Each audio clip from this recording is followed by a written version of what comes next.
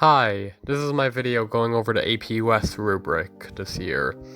So, first thing is your thesis statement. We talked about that in class, but a thesis statement, you're just saying, this is, like, you're having your central argument, and then you say, because of blank, blank, and blank. So, for example, let me pull up an example DBQ right now. So, if it says, like, you could say, like, the most important, or, like, the American Revolution was an extremely... I don't even know. I'm trying to think of, like, an example thesis statement. Like...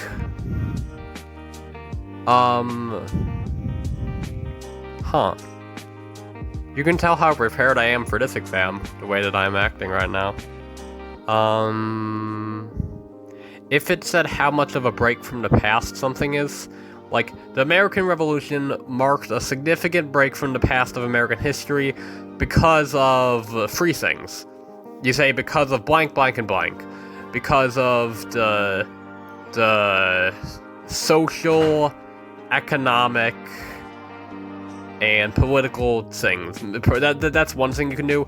You could say because of the changed role of a woman, because of the economic impact, and because of the political changes and shifts. So you basically just have one thing, it was a significant break from the past because of blank, blank, blank. So there's four things. One, your central truth, and then you've got three little reasons backing that up. That's your thesis statement. Next, context. So the context is, talking about, like, more history than just the thing. So let's say if it's the American Revolution, you could talk about what led to that, and, like, what was after that. And by talk about, I mean, like, you don't need to, like, have a whole history in your head. You can just use, like, a little bit of something. Just kind of, if you know about the period, if you know about, like, the general of the period, so let's say the document's talking about period 3, if you know vaguely a little bit about period 3, or you have your notes about period 3, if you just talk a little bit relating something, you could say the American Revolution, if you say it affected one of the movements in period 3, or if it affected period 4, something like that, that might work. I'm not sure what else to say there. Evidence of the documents. So, for one point, literally you just described something. So instead of quoting, you restate. That's it. Like, you don't even interpret, you do not interpret. For the 1 point, you can get 1 point by just describing it. So if it said, like, I hate the Spanish, if it was quote-unquote, I'm not gonna support the Spanish, then if you said the author describes his opposition to the Spanish, that would be, states his opposition, that you see how that's just restating it, that gets you 1 point. Then, if you want to get the second point, you use it to support an argument in a paragraph. So, oh, wait. No, you don't even have to. No. Wait. Yeah, never mind. Yeah, you do. Sorry. So, you could say, like, let's say you were talking about gender roles, and you had a woman saying, now I have free time, and I can watch television. Well, then you could say, the woman in this document explains some of her newfound freedoms, such as the ability to watch television. That's something where you haven't directly quoted it, but you've restated it.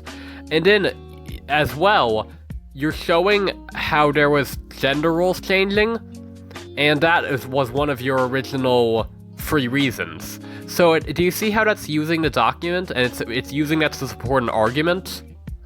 It's that the woman says, I can watch TV. You restate that and say she describes some of her freedoms, and you're taking the fact that and then women have more freedom, and you're saying women have more freedom shows that this was revolutionary. And that's your argument. So does that make sense, maybe? Kinda? You're just restating the document, and then you're using it in an argument.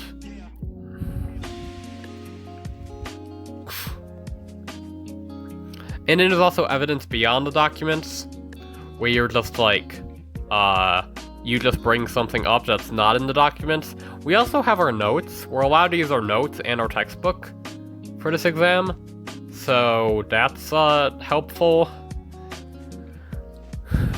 You just do the same thing.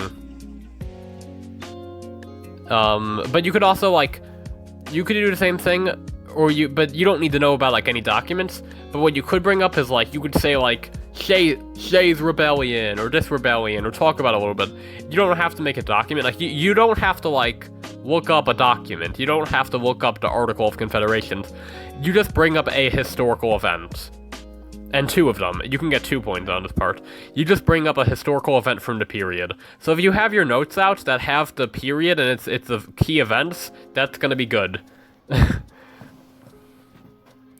Next thing is analysis. You have point of view for one of the documents. Point of view, purpose, historical situation, or audience. One of those 4. And you explain it in an argument. So you could say, like, the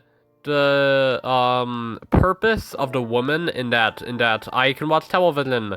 The purpose, it's that she's very excited, and it shows that it's her purpose could be, like, I don't know, to tell a friend about all the freedom she has now. And you see how that plays into argument, because it's like, oh my gosh, they have a lot of freedom. And that was your argument in that paragraph. Yeah. And then you can do the same thing for a second document. The last point is about historical, or it's about complexity. So